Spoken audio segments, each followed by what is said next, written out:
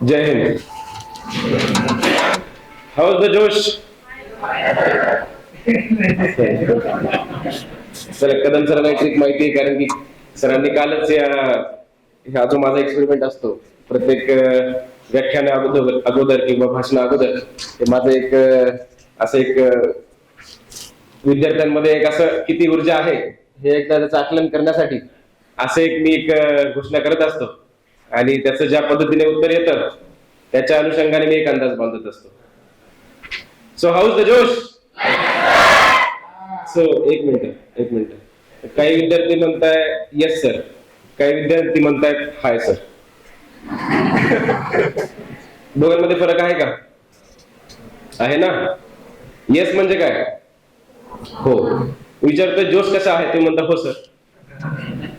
कुठेतरी व्याकरण चुकतंय आपलं. So when I ask how is the जोश, व्हॉट शुड यू से? हाय. जोश काय आहे तुमचा? हाय आहे. तुम्ही तो मूवी बघितलाय का? कुठला मूवी आहे हा? आताच आपल्या एनसीसी कॅडेट मधून 2 विद्यार्थी आर्मी मध्ये सिलेक्ट झाले आहेत. त्यांचं मनापासून अभिनंदन व्यक्त करतो. त्याचबरोबर हा जो मूवी ज्याबद्दल मी बोलत आहे या आर्म्ड फोर्सेस वरती आधारित हा एक मूवी आहे. कुठला मूवी आहे हा? उरी. काही व्यक्तींनी तिथे मागे विद्यार्थ्यांनी उत्तर दिले. त्याचं मूवी बघण्यात आनंद मिळतो, छान आहे. इथं कॉलेजमध्ये तुम्हाला मूवी बघण्याची संधी मिळत नाही का? संधी मिळते का मूवी बघायला? नाही मिळत का? आपला रेसिडेन्शियल कॅम्पस नाहीये ना? रेसिडेन्शियल आहे का आपला? रेसिडेन्शियल विद्यार्थी आहेत का? किती विद्यार्थी या ठिकाणी रेसिडेन्शियल आहेत? रेसिडेन्शियल म्हणजे तुम्ही इथेच राहतात, इथे शिकतात. हॉस्टेलमध्ये राहणारे किती आहेत? हात वर करा. 50% विद्यार्थी आहेत. चालेल. पण तुमच्याकडे मोबाईल्स आहेत का जे हॉस्टेलमध्ये राहतात? अच्छा, ओके, ऑल राईट. इतर जे 50% विद्यार्थी आहेत जे घरी राहून या ठिकाणी शिक्षण घेतात त्या विद्यार्थ्यांच्या घरी टीव्ही आहे का? आहे. चला, चांगलं आहे. पण टीव्ही मध्ये तुम्ही मूवी बघता की बातम्या बघतात? बातम्या. छान. चला, मला तुम्ही खुश करण्यासाठी उत्तर देऊ नका, ठीक आहे? You should be answerable to yourself. तुमचं उत्तरदायित्व हे तुमच्या स्वतःसाठी असायला हवं, बरोबर आहे की नाही? तुम्हाला इतर आता आम्ही आमचं काम आहे तुम्हाला इथे बसवून स्टेजवरती छान छान वक्त्यांना बोलून तुम्हाला मार्गदर्शन करणं, तुमच्या मध्ये काहीतरी नवीन गोष्टींचं एक आवक करणं, हे आमचं काम आहे. हे आपल्या प्राचार्यांचं काम आहे, इतर स्टाफचं काम आहे ना. परंतु खरं त्यातून किती तुम्हाला घ्यायचं आहे आणि किती तुमच्या कामाचं आहे, किती तुम्हाला सूट करते, ह्याचा जो काही अभ्यास आहे हा तुम्हाला स्वतःला करायचा आहे. शेवटी आयुष्य तुमचं आहे. इंट्रोस्पेक्शन तुम्हाला स्वतःला करावं लागेल. त्यानंतरच तुम्ही तुमच्या आयुष्याचे जे काही महत्वाचे प्रश्न आहेत त्यांचे उत्तर तुम्ही शोधू शकता, ठीक आहे? तर त्यामुळे हा जो उरी द सर्जिकल स्ट्राईक हा एक मूवी आलेला. तर या मूवी मध्ये हे ब्रीद वाक्य होतं की ते जे मेजर होते ते म्हणायचे की हाऊ इज द जोश, आणि त्यांचे जे जवान्स होते ते उत्तर काय द्यायचे? Hi sir. तर तसंच मी पुन्हा विचारतो, हाऊ इज द जोश? हाऊ इज द जोश? हाऊ इज द जोश? छान छान छान. Yes yes. तिसऱ्या गोष्टीला तुमचा आवाज माझ्यापेक्षा जास्त झाला त्याच्यामुळे आनंद वाटला. चला, उत्साह आहे तुमच्या चेहऱ्यावरती, तुमच्यामध्ये एनर्जी आहे, एन्थुझियाझम आहे, काहीतरी करण्याची जिद्द आहे. हे बघूनच आम्हाला आमच्यासारखे जे काही अधिकारी असतात किंवा वक्ते असतात त्यांना इथे येऊन तुम्हाला मार्गदर्शन करण्यासाठी जो काही एक बूस्ट हवं असतं, आम्हाला सुद्धा मोटिवेशन लागतं इथे येऊन तुमच्या समोर काहीतरी मांडण्यासाठी. आणि ते तुमच्यासारखे छान विद्यार्थी जेव्हा समोर बसलेले असतात तेव्हा नक्कीच तो जो काही आनंद असतो तो जगावेगळा असतो. तर सर्वप्रथम रयत शिक्षण संस्थेचे कर्मवीर भाऊराव पाटील महाविद्यालय पंढरपूर याचा मी मनापासून धन्यवाद व्यक्त करतो की आपण या ठिकाणी मला बोलवलं. आपल्या जी स्पर्धा परीक्षा अकॅडमी ह्याचा जो काही उद्घाटन समारंभ आहे या ठिकाणी ह्या अशा छान अशा समारंभाचं प्रमुख पाहुणे म्हणून आपण मला आमंत्रित केलं, त्याबद्दल मनापासून धन्यवाद.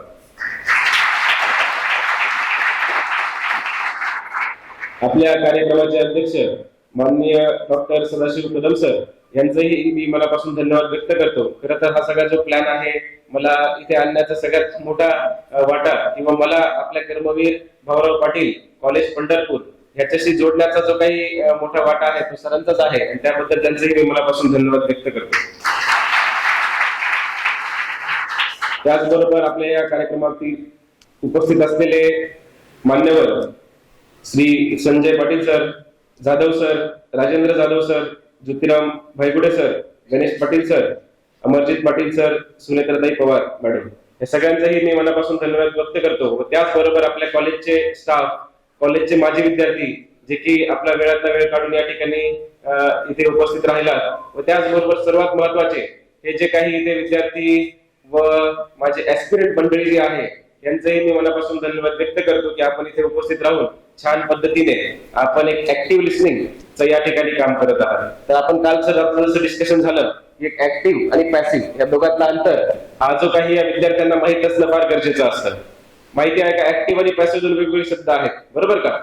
तुम्ही आजकालच्या जनरेशन मध्ये, आजकालच्या ज्या काही सोशल मीडियाच्या काळामध्ये तुम्ही हे जे काही दोन शब्द आहेत ते नक्कीच ऐकले असतील, ऍक्टिव्ह लिसनिंग आणि पॅसिव्ह लिसनिंग, बरोबर आहे की नाही? ऐकलेत का तुम्ही हे शब्द?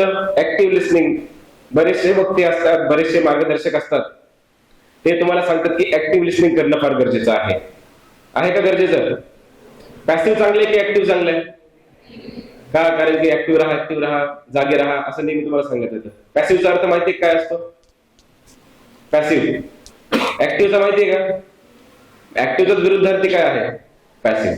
सो ऍक्टिव्ह लिसनिंग म्हणजे काय की जे काही तुम्हाला सांगितलं जातं किंवा ज्या काही गोष्टी तुम्ही ऐकता त्या किती चांगल्या पद्धतीने तुम्ही ग्रास्प करतात, आणि ग्रास्प केल्यानंतर तुम्ही ते किती चांगल्या पद्धतीने त्याची एक अंडरस्टँडिंग निर्माण करतात, आणि त्याच्यानंतर स्वतःमध्ये त्याची कशी एक त्याचं आचरण करतात, याला म्हणतात काय? Active listening. आणि पॅसिव्ह लिसनिंग म्हणजे काय? त्याच्या उलट, एका कारणाने ऐकायचं आणि दुसऱ्या कारणाने काय करायचं? सोडून द्यायचं. कधी सोडायचं? लगेचच्या लगेच एका सेकंदाच्या आत. आता पॅसिव्ह लिसनिंगचं एक चांगलं उदाहरण सांगू का तुम्हाला? तुमच्या सर्वांकडे मोबाईल आहे, बरोबर का? बऱ्याच वेळा तुम्हाला तुमच्या शाळेतले शिक्षक वर्ग असेल किंवा प्रिन्सिपल सर असतील, प्रिन्सिपल मॅडम असतील किंवा इतर जे काही ज्येष्ठ मंडळी आहेत, विचारवंत आहेत, तुम्हाला काय सांगतात? अरे रील्स बघत नका जाऊ, अरे युट्यूब वरती जास्त वेळ नका घालू, अरे लहान मुलांच्या हातात मोबाईल देऊ नका. हे का सांगतात? कारण की तुम्ही जेव्हा रील्स बघतात, तुम्ही बघा रील्स बघताना कसा वेळ जातो कळत नाही, आणि त्यातून तुम्ही किती शिकतात हेही कळत नाही. एक रील्स, दोन रील्स, तिसरी, चौथी, पाचवी, सहावी असं करत करत एक तास कसं जातो कोणालाही कळत नाही. आणि त्यातून एक तास गेल्यानंतर तुम्ही जेव्हा स्वतःला प्रश्न विचारतात की मी काय शिकलो किंवा यातून मला काय बोध मिळाला, असा प्रश्नाचं काही उत्तर तुमच्याकडे नसतं. हे काय तुमच्यामध्येच ही अडचण आहे असं म्हणत नाहीये. आजकाल सगळेच जनरेशन अक्षरशः 60-70 वर्षाचे ज्येष्ठ मंडळी सुद्धा त्या रील्सच्या आहारी गेलेली आहेत.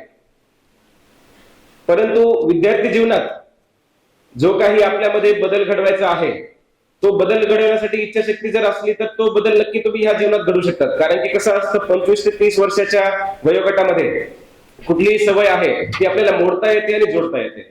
त्यामुळे जे काही सवय तुम्ही आत्ता लावणार आहात विद्यार्थी जीवनात किंवा कॉलेज जीवनात किंवा तुमच्या 25 मॅक्झिमम ते 30 वर्षाच्या आत ज्या काही सवयी तुम्ही स्वतःमध्ये लावशाल, त्याच तुमचा दीर्घकाळ तुमच्या आयुष्यभर तुमच्या सोबत राहतील. त्यामुळे जेव्हा तुम्ही रील्स बघतात तेव्हा तुम्ही काय करतात? पॅसिव्ह लिसनिंग करतात. पॅसिव्ह म्हणजे काय? आपलं डोकं लावायची गरज नाहीये त्या ठिकाणी, फक्त ते बघत चालायचं. समोरचं काहीतरी डोकं लावून त्यांनी छान पद्धतीने ती ऍक्टिंग केलेली असते, त्यांनी ते चित्रीकरण केलेलं असतं, फोटोग्राफी केलेली असते. तुम्ही काय करतात? फक्त डोळे एवढे ठेवतात, ऐकतात, आणि ते कुठे जातात डोक्यामध्ये कोणाला काही आयडिया नाही. आणि या पॅसिव्ह लिसनिंगच्या काळामध्ये, या पॅसिव्ह लिसनिंगमुळे काय होतं? आपल्या मेंदूचे जे न्यूरल कनेक्शन्स असतात, मेंदूमध्ये काय असतात? न्यूरॉन्स. न्यूरॉन्स माहिती आहे का सर्वांना? किती सायन्सचे विद्यार्थी आहेत तिथे?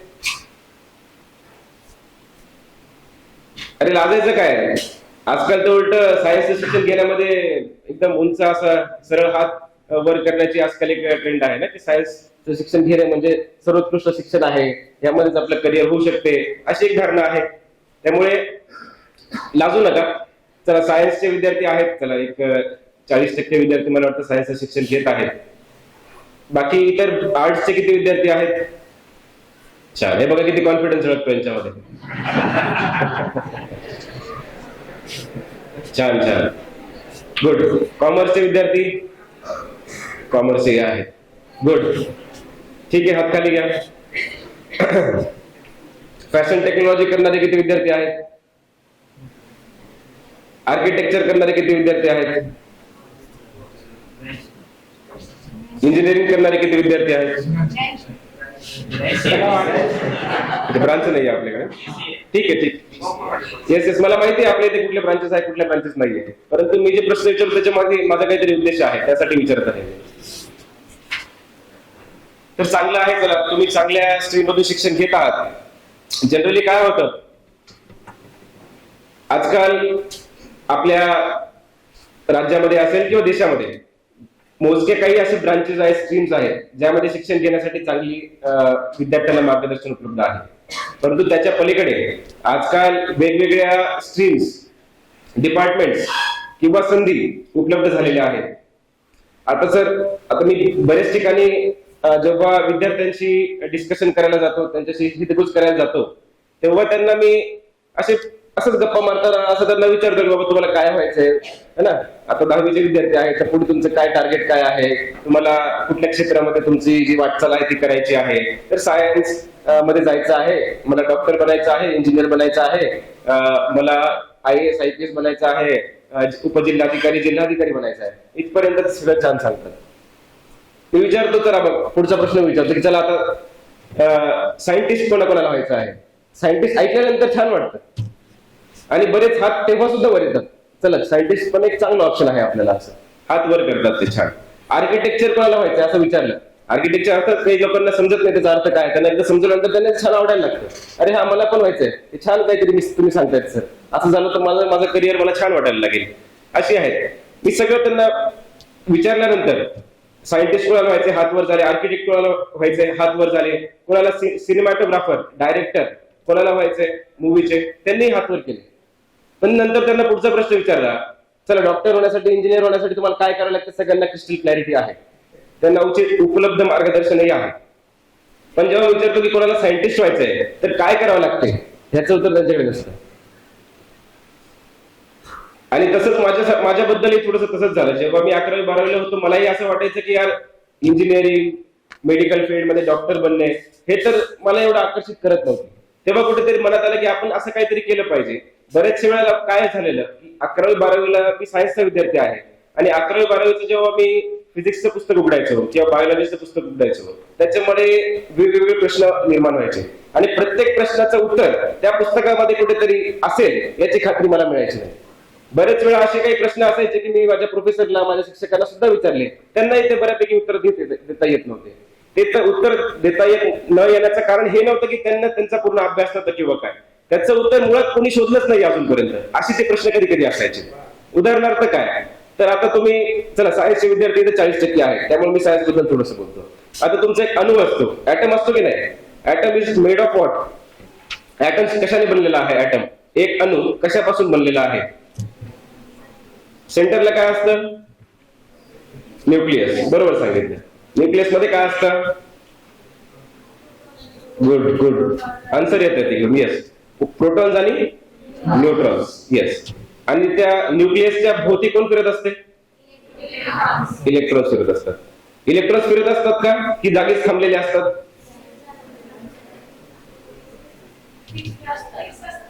फिक्स असतात का, अच्छा फिरत असतात.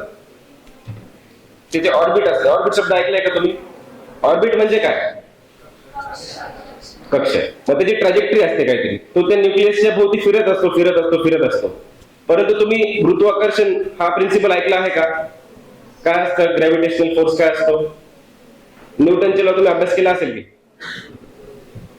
ते सफरचंद खाली पडलं झाडावरून, त्यालाच काय म्हणतात, गुरुत्वाकर्षण म्हणतात. मग आता न्यूट्रॉन्स, प्रोटॉन्सला पण मास आहे. आता सफरचंद खाली पडला, का खाली पडला, कारण की त्याच्यामध्ये काय होतं, गुरुत्वाकर्षण होतं. गुरुत्वाकर्षण का होतं त्या दोघांमध्ये, कारण की दोघांचं काहीतरी वजन होतं, काहीतरी मास होतं, बरोबर ना. जर मास नसलं तर गुरुत्वाकर्षण होईल का, नाही होणार. तसंच प्रोटॉन न्यूट्रॉन्सला मास आहे का, तर आहे. इलेक्ट्रॉनला मास आहे का, आहे. तर इलेक्ट्रॉनला जर मास आहे, प्रोटॉनला मास आहे, तर त्यावेळेमध्ये गुरुत्वाकर्षण जी शक्ती निर्माण होऊन ते एकमेकाला चिपकत का नाही, तो इलेक्ट्रॉन आहे तो प्रोटॉनला जाऊन धडकत का नाही, हा प्रश्न मी विचारलेला. याचं उत्तर माहिती का तुम्हाला कोणाला, चला चांगले ऍटलिस्ट तुम्ही विचार तरी करतात, काहीतरी उत्तर येत आहेत, म्हणजे ऍटलिस्ट त्यांनी विचार तरी केलेला, काहीतरी त्यांचं अनालिसिस तरी आहे. असाच प्रश्न मला 11वी 12वीला जेव्हा नवीन नवीन अभ्यास करत होतो, 10वीलाच पडलेला खरं आहे, पण मला वाटलं की 11वीला उत्तर कसं मिळेल. 11वीला जेव्हा असताना मला वाटलं की नाही, चला 12वीत गेल्यानंतर उत्तर मिळेल कदाचित. 12वीला गेल्यानंतर जेव्हा वर्ष संपत आलं, सगळा सिलेबस कव्हर झाला, तेव्हाही त्याचं उत्तर मला काही समाधानकारक मिळालं नाही. त्याच्यामुळे मला असं वाटतं की काहीतरी यार आपला अजून तरी अभ्यासच अपूर्ण आहे. कुठं मी लोकांना जाऊन सर्जरी करणार किंवा इंजिनिअरिंग करून नवीन रोबोट्स बनवणार. मला बेसिक जर अणू कसं काम करतं हेच माहित नाही, तर मी पुढे जाऊन काय करणार. असं कुठेतरी मनामध्ये एक विचार आला. त्याच्यानंतर ठरवलं की चला आपण काय करूयात, एक संशोधन क्षेत्राकडे जाऊयात. आणि मग पुढे माझी वाटचाल सुरू झाली की आता जर ठरवलं आहे की संशोधन मला करायचं आहे, त्याच्यानंतर माझी आता जे काही मनामध्ये जे काही विचार आहे वेगवेगळे, त्याच्यासाठी झटपट जी आहे ती सुरू झाली.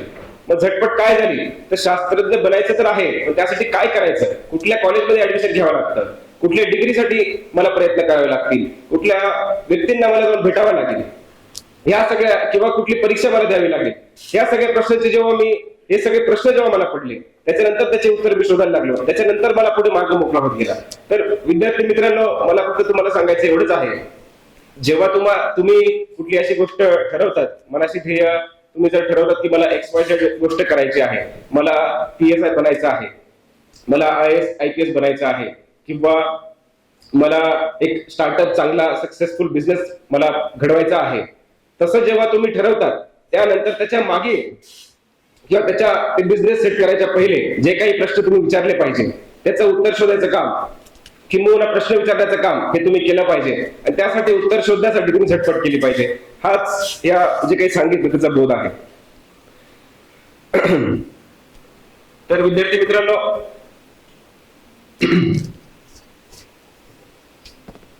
मी धन्यवाद करतो सरांचा की त्यांनी माझं इंट्रोडक्शन छान पद्धतीने दिलेलंच आहे. त्याच्यामुळे निम्म जे काम आहे ते माझं पूर्ण झालेलंच आहे. मला स्वतःबद्दल जास्त सांगण्याची गरज आहे असं वाटत नाही. नक्कीच गप्पा मारायला खूप काही आहे, पण जे काही महत्वाचं इथे तुम्हाला मार्गदर्शन जे करण्यासाठी मला जे बोलवलं आहे, त्याच्यासाठी मी काही गोष्टी आहेत, काही मुद्दे आहेत जे मी विचार करतो सकाळी की जेव्हा विद्यार्थ्यांना भेटेल तेव्हा त्यांच्या समोर असे कुठले मुद्दे मांडेल ज्याचा फायदा म्हणजे जास्त होईल आणि कमी वेळेत त्यांना ते समजूनही येईल. या हिशोबाने मी काही 2-3 मुद्दे तयार केलेले. तर मला सांगा, आता किती व्यक्ती अशा आहेत जे आता कॉम्पिटिटिव्ह एक्झामचा अभ्यास करत आहेत? पाणी आहे. स्पर्धा परीक्षेची तयारी करणाऱ्या विद्यार्थ्यांनी हात वर करायचा. बरं ठीक आहे, जरा प्रश्न चुकला वाटतो माझा. ठीक आहे.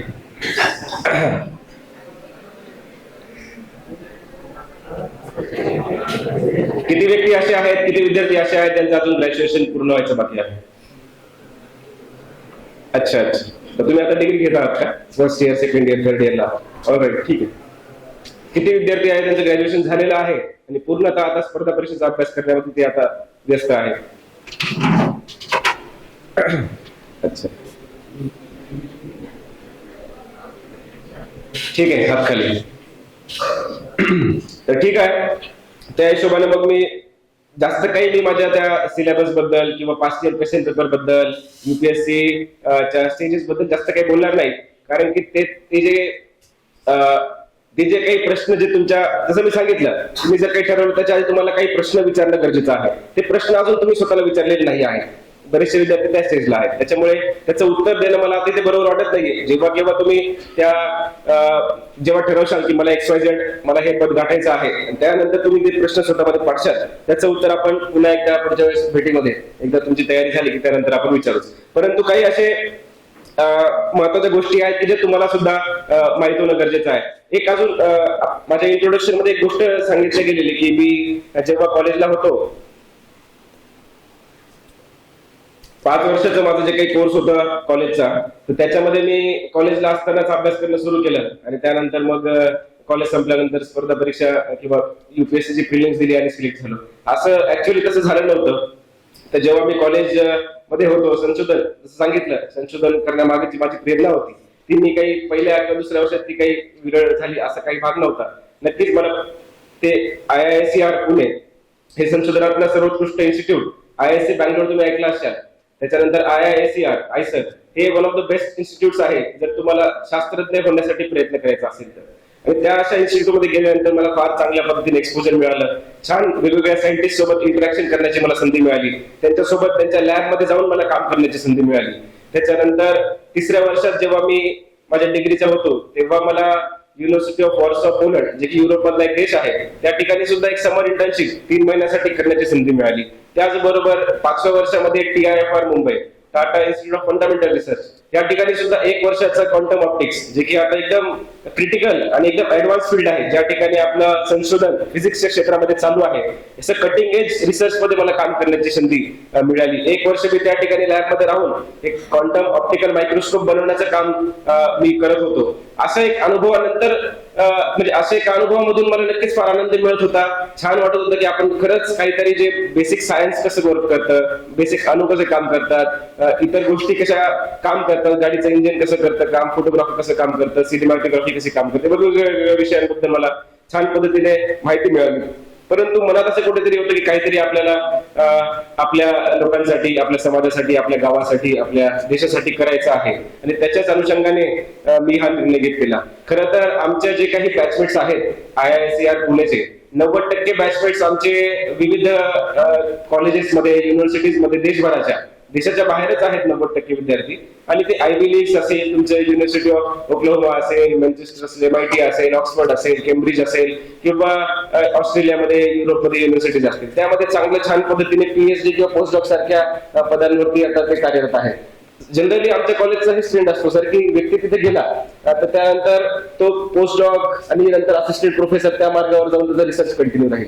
परंतु मी जे काही डिसिजन तेव्हा घेतला की आपल्याला परदेशात न जाता, मी जसं सांगितलं मी पोलंडला 3 महिन्यासाठी होतो आणि तिथे जो काही माझा अनुभव आला तर आणि तेथे जे काही मला एक इंट्रोस्पेक्शन केल्यानंतर, आत्मचिंतन केल्यानंतर जो माझा निर्णय झाला त्याच्याच आधारावरती मी ठरवलं की चला आता आपल्याला काय करायचं आहे, तर UPSC करायची आहे. नवोदयचा अनुभव तर माझ्या मागे होताच. 11वीला असताना मी स्कूल कॅप्टन होतो, 8वीला असताना स्कूल ते क्लास कॅप्टन असेल किंवा तुमचं ते हाऊसमध्ये रिप्रेझेंटेटिव्ह सारख्या ठिकाणी मी भूमिका निभावलेली होती.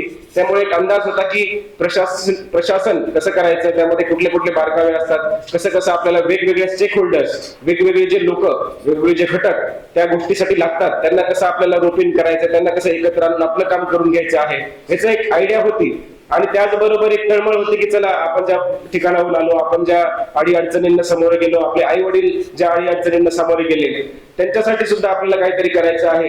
एक असा किस्सा झालेला ज्याबद्दल मला असं इथे नमूद करावं असं वाटतं की मी जेव्हा पोलंडला होतो 3 महिन्यासाठी मी तिथे गेलेलो, जेव्हा जातानाच माझा येतानाचा विजा आणि पास विजा आणि त्याचबरोबर तिकीट सुद्धा काढले गेलेले होते. त्यामुळे जायची डेट फिक्स होती, यायची डेट फिक्स होती, तिथे किती मला स्कॉलरशिप मिळणार, स्टायपेंड मिळणार, सगळं काही फिक्स होतं. त्याच्याच अनुषंगाने जेव्हा मी तिकडे गेलो आणि जेव्हा परत घरी आल्यानंतर कळालं की वडील जे आहे ते घरी आपल्या बेडवरती बेड रिटन आहेत आणि विचारल्यानंतर कळालं की 1-1.5 महिन्यापूर्वी त्यांना हॉस्पिटलाइज करण्यात आलं होतं, त्यांना हृदयाचा आजार झाला होता. त्याच्या अनुषंगाने 15 दिवस ICU मध्ये होते आणि पुढच्या त्यांना 1 वर्षासाठी बेड रेस्ट असं त्यांना एक सल्ला दिला गेलेला होता. तेव्हा मला जेव्हा ते कळालं तिकडून आल्यानंतर की बाबा हे सगळं झालंय कधी तर 1.5 महिन्यापूर्वीच हे सगळं होऊन गेलेलं आहे. नक्कीच तेव्हा काही असं इंटरनेटचा जग होताच, परंतु आठवड्यातून किंवा दर 5 दिवसातून एक कॉल तर घरी व्हायचा. तर तेव्हाही कोणी घरच्यांनी किंवा नातेवाईकांनी किंवा आई वडिलांनी, आईने असं काही कळू दिलं नाही आणि त्यामुळेच एक नाराजगी होती मनामध्ये आणि एक खंतही होती की जर आपण आपल्या आई वडिलांसाठी जर एक छोटीशी आपला हातभार आपण लावू शकलो नाही, आपण त्यांच्यासाठी जर त्या ठिकाणी परिश्रम किंवा जे काही चॅलेंजिंग फेज असतो आपल्या आयुष्याचा किंवा जे काही अशी बिकट परिस्थिती प्रसंग जेव्हा ओढावतो, जर आपण तेव्हा त्यांच्या मदतीसाठी, तेव्हा आपल्या लोकांसाठी जर आपण तिथे उपस्थित नसलो तर काय जीवन जगलो, असा एक मनात प्रश्न निर्माण झाला. आणि त्यानंतर कुठेतरी ठरवलं की नाही, आपल्याला आता रिसर्च थोडासा साईड ट्रॅक करून आपल्याला UPSC साठी प्रयत्न केला पाहिजे. यश आलं तर चांगलंच आहे, नाही आलं तर परत रिसर्च तर आहेच, तू कुठे चाललाय, असं एक मनाशी विचार आला आणि UPSC साठी प्रयत्न सुरू केले. 2020 कोविडचा काळ होता. मार्च मध्ये लॉकडाऊन जाहीर झालेलं. लॉकडाऊन जाहीर झाल्यानंतरच्या 2 दिवसानंतर आम्ही म्हणजे सगळ्यांचीच वाटचाल घराकडे होती. तेव्हाचा एक प्रसंग आठवतो. आता प्रसंग खूप असे इंटरमिक्स होत चालले आहे. इन्सेप्शन मूवी तुम्ही बघितलाय का कोणी? इन्सेप्शन. तर मला मूवी बघण्याचा छंद आहे, त्यामुळे मी मूवीचे रेफरन्सेस एवढे तुम्हाला देत आहोत. मूवी बघणे काही वाईट नाही आहे, रील्स बघणे काही वाईट नाही आहे, युट्यूब व्हिडिओज बघणे काही वाईट नाही आहे, त्याबद्दल मी पुढे सांगेलच. परंतु ते कशा पद्धतीने बघत आहात, कुठले व्हिडिओज बघत आहात, कुठले रील्स बघत आहात, कुठला मूवी बघत आहात आणि त्यातून काय बोध घेत आहात हे ते जाणून घेणं फार महत्वाचं आहे आणि विद्यार्थी काळात जास्त महत्वाचं आहे. तर जेव्हा कोविड स्ट्राईक झाला तेव्हा आपल्या सर्वांची धाव, माझी सुद्धा, माझ्या प्रोफेसरची सुद्धा, सगळ्या गव्हर्नमेंट डिपार्टमेंटची तुमचे बिझनेस माइंड असतील, तुमचे इतर सगळ्यांची, आपली सर्वांची धाव जी होती, विद्यार्थ्यांची सगळ्यांची धाव आपल्या घराकडे होती. परंतु दोनच असे डिपार्टमेंट होते, दोनच असे समूह होते लोकांचे की जे त्यांची वाटचाल जी होती ती घराकडून त्या रस्त्यांवरती होती, त्या स्ट्रीट्स मध्ये होती, त्या भागामध्ये होती, आपल्या घराच्या बाहेर होती. तर ते असे दोन डिपार्टमेंट म्हणजे पहिलं तर डॉक्टर्स आहेत, नर्सेस आहेत, ज्या कोविडच्या काळामध्ये जे काही इमर्जन्सी सर्व्हिसेस उपलब्ध करून देण्याचं काम ज्या डिपार्टमेंटने केलं, त्यामध्ये डॉक्टर्स आणि नर्सेस आणि या सगळ्यांचा स्टाफचा मोलाचा वाटा आहे. कारण की त्यांच्यामुळेच आपण उपचार घेऊ शकलो, चांगल्या पद्धतीने कोविड जो आहे, कोरोना व्हायरस जो आहे तो कंट्रोल करू शकलो. आणि दुसरे जे महत्वाचं, आता जसं बघा, पहिलं तरी डॉक्टर झालं मी सांगितलं, परंतु आता माझी जी संधी होती डॉक्टर बनायची तिथे गेलेली, कारण की मी आधीच माझं मास्टर्स फिजिक्स मध्ये करून मोकळा झालेलो. मला डॉक्टर तर काय बनता येत नव्हतं, मला फक्त आदर होता त्यांच्या मनामध्ये. दुसरं जे डिपार्टमेंट होतं जे की घराच्या बाहेर रस्त्यांवरती धाव घेत होतं ते होतं पोलीस डिपार्टमेंट. कारण कुठलाच पोलीस त्या कोविडच्या काळामध्ये घरी बसून निवांत नव्हता. तो स्वतः आपल्या आयुष्याचा दाव लावून आपल्या मुलांची, आपल्या घरच्यांची काळजी न करता तो घराच्या बाहेर पडत होता. तो स्वतः आयसोलेशन मध्ये घराच्या एक खोलीमध्ये राहून छोट्याशा परत आपल्या ड्युटीसाठी बाहेर पडून इतर नागरिकांना सेवा देण्याचं काम तो पोलीस कर्मचारी किंवा तो अधिकारी करत होता. असे हे दोन जे डिपार्टमेंट्स आहेत त्यांनी मला फार तेव्हा प्रेरित केलं आणि मला विचार आला की अरे ही पोलीस सेवा सारखं एक काही सेवा जी आहे ती मला वाटतं दुसरी कुठली नसेल. त्यामुळे ह्या सेवेमध्ये जाण्यासाठी जे आकर्षण किंवा जी इच्छाशक्ती जी आहे ती तेव्हा कुठेतरी निर्माण झाली. आणि मग 2020 ला जेव्हा कोविड हिट झाला, आम्ही सगळे घरी आलो, तेव्हा घरी बसून परत एकदा आत्मचिंतन केलं. मी आत्मचिंतन वारंवार शब्द वापरत आहे कारण की ते फार महत्वाचा असा बिंदू आहे जो आपण हल्लीच्या काळामध्ये मिस करत आहोत. तुम्ही बघत असाल 700-800 वर्षापूर्वी किंवा त्याच्याहून आधी जेव्हा केव्हा योग हा जो काही भारताने आपल्या या जगाला दिलेला हा जो काही ही जे काही यंत्र आहे, हे यंत्राचा वापर आपण आता हल्लीच्या काळामध्ये करणं विसरलो आहे. नक्कीच बाहेरचे लोक आता जास्त लोक करतात आपल्या लोकांपेक्षा, असं कुठेतरी वाटायला लागतं कधी कधी, ऍटलीस्ट विद्यार्थ्यांमध्ये तरी. त्यामुळे विद्यार्थी मित्रांनो, जे योगा जी प्रॅक्टिस आहे त्याचा मूल मंत्र एकच आहे की तुम्ही आत्मचिंतन केलं पाहिजे. तुम्ही मेडिटेशन करा किंवा तुम्ही इतर योगासने करा, त्याच्या मागचा उद्देश एकच आहे की तुम्ही आत्मचिंतन करा. तुम्ही स्वतःच्या डोळ्यामध्ये, तुमच्या अंतर्मनात झाकून बघा की तुम्ही कुठे चुकताय, काय बरोबर करताय, तुमचं आयुष्य तुम्हाला कुठल्या दिशेने न्यायचं आहे. त्यामुळे आत्मचिंतन हा शब्द फार महत्वाचा आहे, वारंवार मी सांगत आहे. तुम्ही ते केलं पाहिजे आणि त्याचं महत्व जाणलं पाहिजे. तर 2020 ला जेव्हा कोविड हिट झाला, आम्ही सगळे घरी आलो, तेव्हा कुठे ठरवलं आत्मचिंतन केल्यानंतर की चला आता मला युपीएससीचा अभ्यास करायचा आहे. परंतु युपीएससीचा आता चला मी स्पर्धा परीक्षेकडे थोडंसं वळतो. आता युपीएससीचं जेव्हा करायला ठरवलं, आता विद्यार्थी मित्रांनो पुन्हा एकदा, जेव्हा मी 12वीत असताना जो आत्मचिंतन केलं, जे प्रश्न मला स्वतःला विचारले, तसेच प्रश्न मी त्यावेळी सुद्धा विचारलेले. कुठले प्रश्न असतील ते कोणी सांगू शकेल का? आता तुम्ही सुद्धा बरेचसे असे ऍस्पिरंट्स या ठिकाणी उपलब्ध आहेत ज्यांना आता वेगवेगळे अधिकारी बनण्याचे स्वप्न आहेत, ज्या वेगवेगळी परीक्षा देण्याचे त्यांचे स्वप्न आहे, बरोबर आहे की नाही? इथे असे आहे का ज्यांना आता स्पर्धा परीक्षांच हे मला वाटते सगळे विद्यार्थी बसलेले आहेत, त्यांना सगळ्यांनाच अधिकारी किंवा इतर स्पर्धा परीक्षेमध्ये यश मिळण्याचं स्वप्न असेल. त्याच्यामुळे तुम्हाला कुठले प्रश्न किंवा आत्मचिंतन करून कुठले प्रश्न तुमच्या समोर आले पाहिजेत याचं उदाहरण मला तुमच्याकडूनच पाहिजे. आता आपण करूया एक एक्सरसाइज करू 2 मिनिटाची. त्याच्यामध्ये कुठले प्रश्न आपल्या स्वतःला पडले पाहिजे कुठल्या स्पर्धा परीक्षेचा अभ्यास करण्यापूर्वी, याचा आपण एक एक्सपेरिमेंट करायचा आहे. आलं का लक्षात माझा प्रश्न काय आहे? आता एक प्रश्न नाही म्हणता येणार, एक थॉट आहे की बाबा आता जर मी ठरवलं, असं माझं उदाहरण घ्या तुम्ही. मी ठरवलं की बाबा मला युपीएससी सीएससी परीक्षा क्लिअर करून मला आयपीएस व्हायचं आहे, हे मी ठरवलं. आता मला कुठले प्रश्न माझ्या मनामध्ये यायला पाहिजे जेणेकरून मी त्या आयपीएस बनण्यामध्ये मला मदत होईल? कुठले प्रश्न असतील ते आज सांग दिदी. माईक आहे का आपल्याकडे अजून एक? किती वेळ?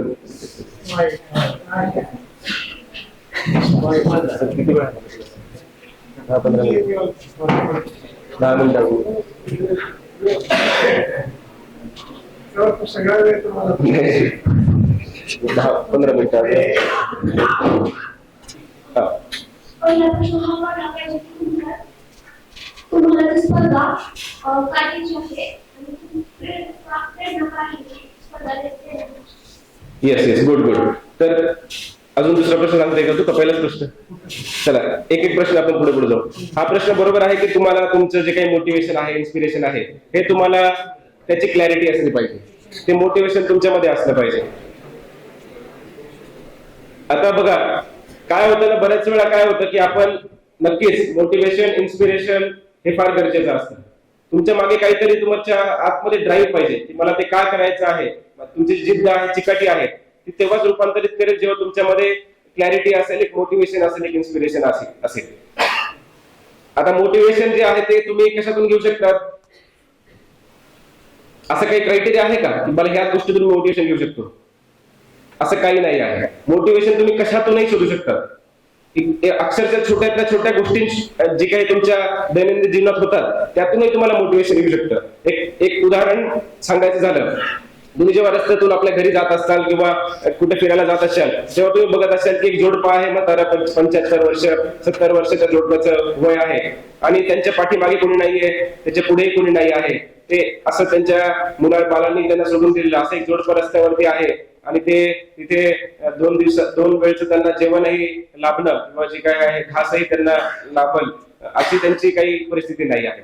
त्या व्यक्तींना बघून सुद्धा आपण मोटिवेशन घेऊ शकतो की अरे मला ही काहीतरी परिस्थिती जी आहे ती मला बदलायची आहे. माझ्या गावामध्ये अशी कुठलीही व्यक्ती नसली पाहिजे ज्याला त्याच्या घरातून काढून दिलेलं असलं पाहिजे किंवा काढून दिलेलं आहे आणि त्याला 2 वेळेचं जेवण सुद्धा मिळणं या 70-75 वयाच्या काळामध्ये त्याला शक्य नाहीये. अशी परिस्थिती कोणावरही ओढून न देण्यासाठी मी प्रयत्न करेल, हे सुद्धा तुमचं एक मोटिवेशन असू शकतं. त्यामुळे मोटिवेशन इन्स्पिरेशन गरजेचं नाहीये की तुम्हाला वेगवेगळ्या एकदम लांब जावं लागेल, खूप भाषण ऐकावं लागतील, खूप वक्त्यांना जाऊन तुम्हाला ऐकावं लागेल किंवा तुम्हाला एकदम जाऊन एनजीओला व्हिजिट करून तुम्हाला एकदमच तुमच्या आतमध्ये तळमळ असं काहीतरी किंवा आजकाल जे ट्रेंड आहे की काहीतरी तुमच्या आयुष्यामध्ये असा प्रसंग होतो त्यानंतर तुम्ही जाऊन ठरवता की नाही आता मला आय बनायचंय कारण की माझ्यासोबत असं वाईट झालेलं आहे किंवा असं जे काही आहे ना तुमच्या मनात मानसिकता ती बदलून टाका. असं काही नाही आहे. मोटिवेशन छोट्या गोष्टी मधून सुद्धा घेऊ शकतो. आणि मुळात तुम्हाला सांगतो मोटिवेशन इन्स्पिरेशन हे चिरकाळ राहत नाही.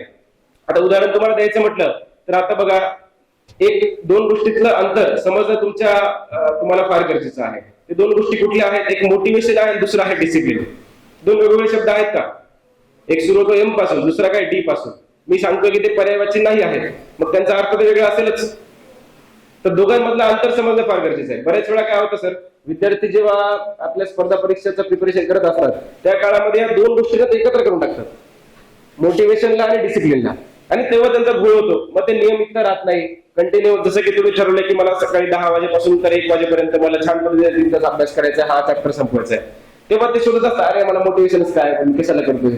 11 वाजतील तेव्हा विचार करतात अरे जाऊ द्या, मित्राचं लग्न आहे, बर्थडे आहे, घरात आहे किंवा इतर असे काही काही कार्यक्रम आहेत त्याला जाणं गरजेचं आहे, आता जाऊ द्या उद्या करतो मी. तेव्हा आता मोटिवेशन तर आहेच ना तुमच्याकडे, तुमच्यासोबत ते प्रसंग झालेला आहे, जो काही तुम्ही ते घेऊन चाललात होता ते तर आहेच तुमच्यासोबत, तरी पण तुम्हाला असं मध्येच का वाटतं?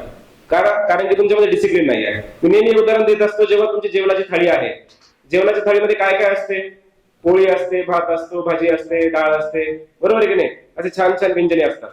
त्याचबरोबर काय असतं? लोणचं असतं. आहे का तुमच्याकडे लोणचं बनवतात का सोलापुरात? कशाचं लोणचं खातात तुम्ही? आंब्याचं खातात. आंबे आहेत का आपल्याकडे? छान छान. तर आंब्याचं लोणचं आपण गृहीत धरू, तर ते आंब्याचं लोणचं सुद्धा तुमच्या थाळीमध्ये आहे. पण मला सांगा पोट कशाने भरतं?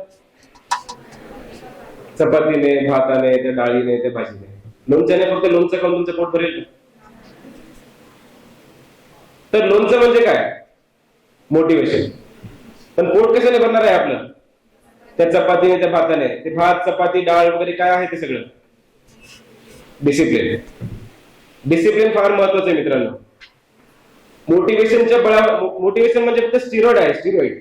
तुम्ही बघत असाल वेगवेगळ्या स्पर्धामध्ये वेगवेगळे व्यक्ती काय काय वेगवेगळ्या गोष्टी खाऊन त्या, म्हणजे हे चुकीचंच आहे जे काही आपण डोपिंग आपण म्हणतो.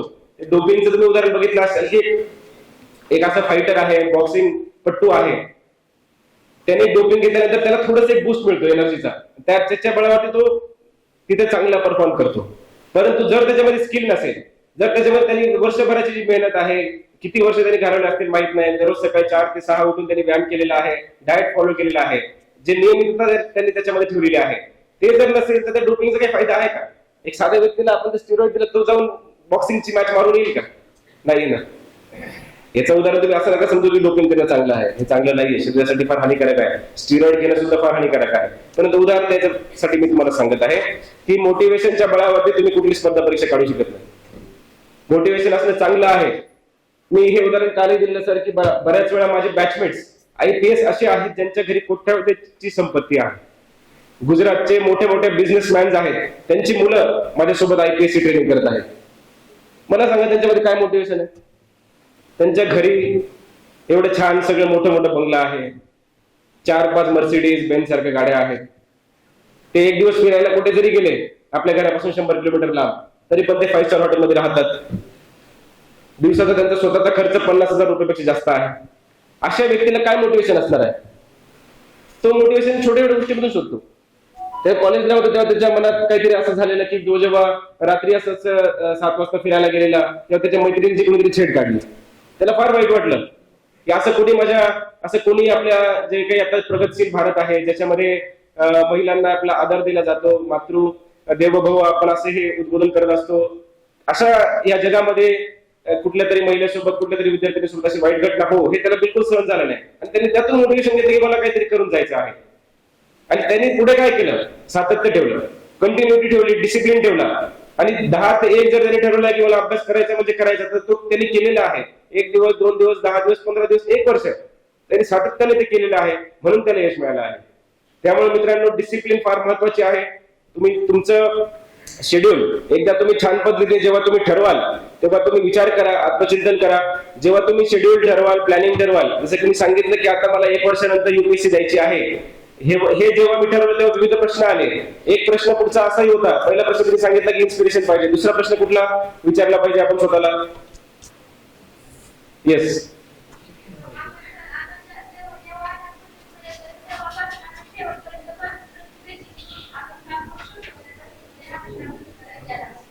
Yes, good. की तुम्ही कन्सिस्टंट राहू शकतात का? तुम्ही वेळ देऊ शकतात का? कसं तुम्ही तुमच्या वेळेचं टाइम मॅनेजमेंट कसा करणार आहात? दिवसाचं शेड्यूल तुम्ही कसं मॅनेज करणार आहात? हे तुम्ही आत्मचिंतन केलं पाहिजे. तिसरा प्रश्न, प्रशिक्षण कुठे मिळेल? हे सरांनी सांगितलं की आता तुम्ही ठरवले की चला आता मला एक्झाम काढायची आहे, पण त्यासाठी मला प्रशिक्षणाची आवश्यकता आहे का? कुठल्या पद्धतीच्या प्रशिक्षणाची आवश्यकता आहे? कोणाचं मार्गदर्शन लागेल का मला? किंवा मार्गदर्शन लागेल तर ते कुठून मला मिळेल? याच्यावरती सर मी सांगतो की मी जेव्हा माझं सगळं डिग्री वगैरे झालं, जसं मी सांगितलं आमच्या कॉलेजमधून कोणीच UPSC साठी उभारलेलं नव्हतं. माझ्यासारखा रिस्क घेणारा व्यक्ती मला वाटतं अजून एखादा तरी असेल, बस. त्याच्या व्यतिरिक्त जास्त करून नाही. माझ्या आधी एक इंडियन फॉरेस्ट सर्व्हिस मध्ये एक आमचे सिनियर होते, त्यानंतर मीच UPSCच्या या परीक्षा देण्यासाठी मी ठरवलेलं. त्याच्यामुळे मार्गदर्शन असं काही मला तेव्हा नव्हतं. आणि आमच्या शाळेमधून सुद्धा किंवा आमच्या दूर दूर नातेवाईकांपर्यंत सुद्धा किती लांब पाहुणे जरी शोधले तरी कोणी अधिकारी म्हणजे क्लास MPSC सिलेक्ट झाला सुद्धा अधिकारी दूर दूरपर्यंत नजरेस नव्हता. त्याच्यामुळे विचारायचं कोणाला हा एक मोठा प्रश्न तेव्हा होता. पण सुदैवाने जो कोविडचा काळ होता हा एक परिवर्तन आणणारा आपल्या देशामध्ये हा काळ मी मानतो. का? कारण की डिजिटायझेशन आणि डिजिटल इंटरनेट, मोबाईल ह्याचा जो काही संसर्ग आहे तो वाढवण्याचं काम हे या कोविड टाइममध्ये केलेलं आहे. आजकाल बघा ना तुम्ही, दर 5 मिनिटात दर दिवशी 10 VC आपल्या होत असतात व्हिडिओ कॉन्फरन्सिंग. ते का शक्य झालं? कारण की त्या कोविडच्या काळामुळेच. आणि तसंच एक छान मला जो लाभ झाला तो झाला युट्यूबचा. युट्यूब व्हिडिओ बघणं काही वाईट नाही आहे, फक्त कुठले व्हिडिओ तुम्ही बघणार हे तुम्ही समजून घेणं गरजेचं आहे. जेव्हा जसं सांगितलं की आता प्रशिक्षण सरांनी सांगितलं की कसं करायचं, तेव्हा मी विचार केला की आता मला क्लास लावायची गरज आहे का, कोचिंग लावायची गरज आहे का? हाही जनरली प्रश्न सगळ्यांमध्ये पडत असतो की कोचिंगची काय गरज आहे का. तर मला वाटतं की याचा आकलन तुम्ही केलं पाहिजे, परंतु कोचिंग लावलीच पाहिजे सिलेक्शन होण्यासाठी, ही जी धारणा ही फार चुकीची आहे. माझं वैयक्तिक उदाहरणही आहे आणि मतही आहे की मी स्वतः कुठली कोचिंग लावली नव्हती. जेव्हा मी ते सिलेबस बघितला, आता पुढचा प्रश्न अजून आहे की सिलेबस काय आहे हे तुम्ही स्वतःला विचारलं पाहिजे. त्याच्यानंतर तुम्ही पुढचा प्रश्न विचारला पाहिजे की 5 क्वेश्चन पेपर जर मी अभ्यास केला तर त्याच्या अन्वये मला कुठली पुस्तके वाचली पाहिजे. पुस्तके नुसती अशी कुठली रॅन्डमली जाऊन घेऊन तुम्ही बाजारातून एखाद्या दुकानदाराला विचारलं की अरे UPSC साठी कुठली पुस्तके लागतात, मला 6 पुस्तक काढून दे, आणि त्याने ते दिली, तुम्ही ते डोळे बंद करून किंवा डोकं बंद करून जरी नुसते वाचत राहिला तर त्याचा काही फायदा तुम्हाला मिळणार नाही. तर तेव्हा जेव्हा मी विचार केला तेव्हा मी ठरवलं की चला कोचिंग लावायची आपल्याला गरज नाही आहे. स्वतः अभ्यास करून किंवा जे मार्गदर्शनचा जो काही अभाव जो मला जाणवला त्याचं पूर्तता मी अशी केली की YouTube वरती खूप व्हिडिओज असतात सर. आता हल्लीच्या काळामध्ये प्रत्येक टॉपर्स ते, जसं हाही आता इथे व्हिडिओग्राफी चालू आहे, मला वाटतं कदाचित हाही व्हिडिओ आपल्या कुठेतरी सोशल मीडियावरती असेल किंवा YouTube सारख्या माध्यमावरती जाईलच. असे अनेक व्हिडिओ आहेत. वेगवेगळे 100 टॉपर्स, 100 तर मी कमी सांगतो, हजारो टॉपर्सने त्यांची जी काही स्ट्रॅटेजी आहे, कसं त्यांनी प्लॅन केला, कसं त्यांनी अभ्यास करण्याचं ठरवलं, काय त्यांचे मोटिवेशन होते, त्यांनी कसे ते प्रिलिम्स क्लिअर केली, मेन्स क्लिअर केली, इंटरव्ह्यू कसा दिला, या सगळ्या बाबतीमध्ये त्यांनी छान पद्धतीने त्या व्हिडिओज मध्ये मांडलेलं असतं. आणि तुमचं काम काय आहे आणि मी जे काय केलं ते मी खरोखर सांगतोय की मी जेव्हा अभ्यास करायचं ठरवलं की चला आजपासून मला 12व्या महिन्यामध्ये 12 महिने माझ्याकडे आहेत, त्याच्यानंतर प्रिलिम्स आहेत, तर मी काय करायचं, एक महिना, पहिला महिना मी फक्त युट्यूब व्हिडिओज बघण्यामध्येच घालवला. फक्त न्यूजपेपर वाचायचो, वर्तमानपत्र वाचायचो आणि व्हिडिओज बघायचो. युट्यूब मध्ये काय बघायचो, टॉपर स्टॉक बघायचो. बाकी मूवी वगैरे ते सोडून दिली. आपल्याला त्याग करावा लागतो, बलिदान करावं लागतं. त्याला तुम्ही असं समजू नका की मी काहीच बलिदान करणार नाही, काहीच त्याग करणार नाही, मला यश आपोआप माझ्याकडे आलं पाहिजे, असं करून होत नाही मित्रांनो. मी इंस्टाग्राम माझं बंद केलेलं, फेसबुक जे अकाउंट होतं ते मी बंद करून टाकलेलं, युट्यूब फक्त मी टॉपर स्टॉक बघण्यासाठी जोडायचो, बाहेर मित्रांचे बर्थडे सेलिब्रेट करणं बंद केलेलं. नक्की त्या मित्राला तेव्हा वाईट वाटलेलं, पण जेव्हा माझं सिलेक्शन झालं त्याच्या बर्थडेला मी एकदम चांगल्या ठिकाणी जाऊन त्याचा बर्थडे साजरा केला मस्तपैकी एकदम धूमधाम मध्ये. तो जो काही आनंद त्या माझ्या मित्राला आला तेव्हा त्याला वाटलं की नाही तुझे केले ते अगदी बरोबर केलं, आणि तेव्हाच्या काळात ती गरज घेतली.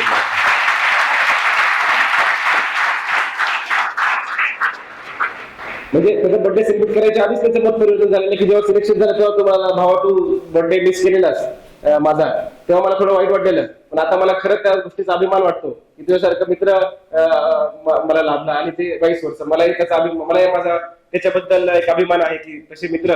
आणि तेच एक महत्वाचा बाब आहे की तुमचे मित्र आहे, तुमचा सहवास आहे, तोही तुम्ही कसा ठेवला पाहिजे याकडे तुम्ही थोडंसं लक्ष दिलं पाहिजे. पिअर ग्रुप आणि आपल्या आजूबाजूचा जो काही मित्र वर्ग असेल तो कसा असला पाहिजे, तेही सुद्धा एक ऍस्पिरेट मोड मध्ये जर असले, त्यांची जर काही इच्छा असली की मला काहीतरी चांगलं करून जायचं, मलाही पद मिळवायचं आहे, मलाही रात्रंदिवस एक करून मला अभ्यास करायचा आहे, त्यांचेही जर तसे विचार असले तर तुमचं एक ट्युनिंग बसतं आणि एक मोटिवेशन, एक चांगलं मोटिवेशन राहतं. 12वीला असताना सर जेव्हा आमच्या प्रिन्सिपल सरांनी सांगितलेलं की तुमच्यापैकी रिजनल टॉपर झाला पाहिजे.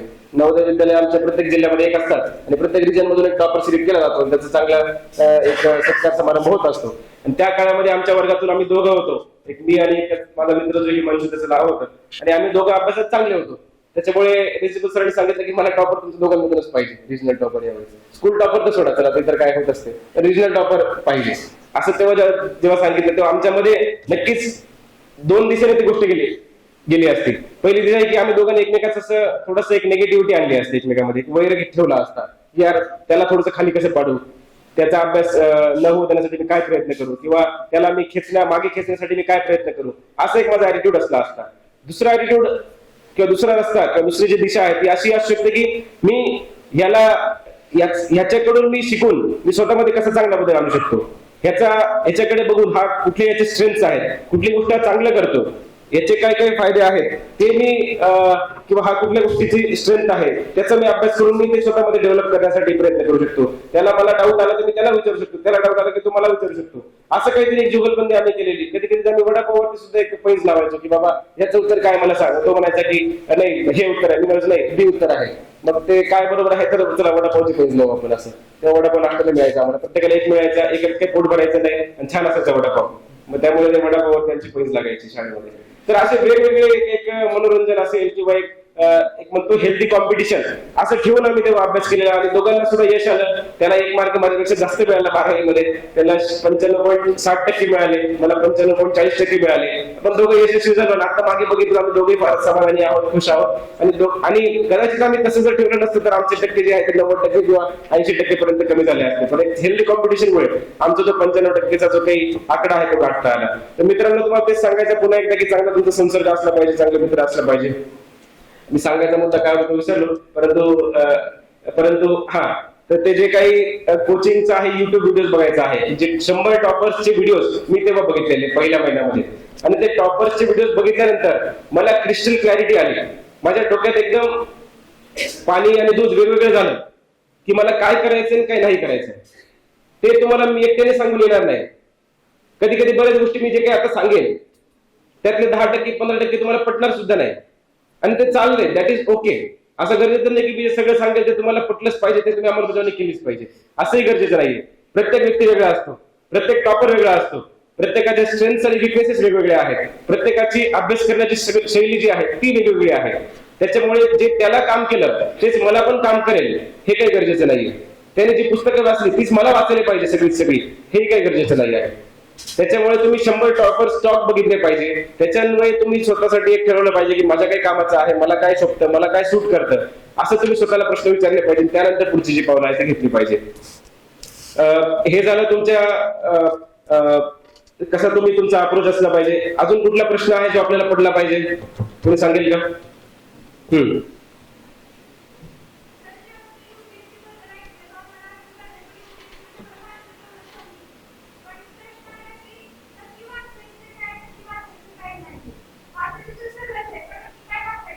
Yes yes. तर हा चांगला प्रश्न की काय वाचायचं आहे आपल्याला. तर हा प्रश्न आपल्याला पडला त्याचं उत्तर मी देतो. त्याला चांगला प्रश्न पडला, हा पडला पाहिजे. याचं उत्तर तुम्हाला ते जे मी सांगितलं 30 दिवस जर तुम्ही 100 लोकांचे टॉपरचे टॉप बघितले तर तुम्हाला छान पद्धतीने ते कळून येईल.